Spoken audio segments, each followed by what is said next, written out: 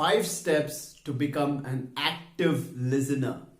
Why do you need to become an active listener? If you want to become a great communicator, then you have to become an active listener. Because communication is more of listening than of speaking. More than 60% of the communication is listening. Then the rest 40% is split between reading, writing, and speaking.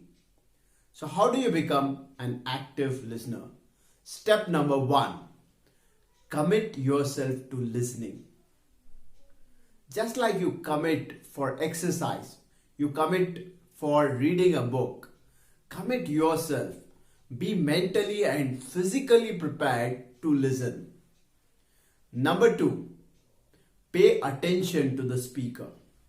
There might be a lot of things that are happening around you which are distracting you. There might be a lot of things that are happening within you, inside you, a lot of thought process. But leave all that aside and just focus on the listener. Because only when you focus, then you will be able to get what the speaker is talking. Number 3 is don't jump too early. One of the biggest problem with most of us is we don't allow somebody to complete what they want to talk. We always jump early. Before somebody finishes what they are talking, we are ready to talk. We jump too early to talk. But only when we allow them to talk completely, that is when we understand, that is when we will get the entire thing. So allow the other person to talk completely. Then number 4 is respond to the speaker using non-verbal and verbal signs.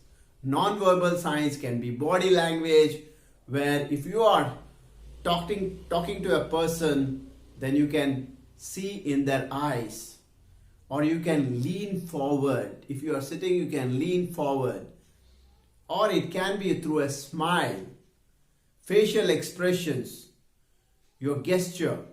Those are the non-verbal signs. And verbal signs can be by questioning them, asking them like, is it something that you are talking, or did you say that you had this problem right from the beginning, is an example, right? Or paraphrasing, clarifying, or summarizing.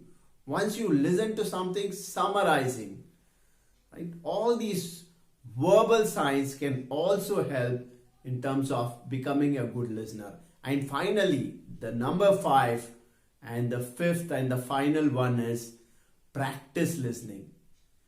Nobody becomes an expert in a day or two.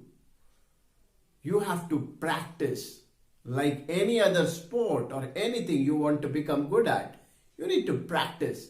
Similarly, to become a great listener, to become a good active listener, you have to practice listening regularly.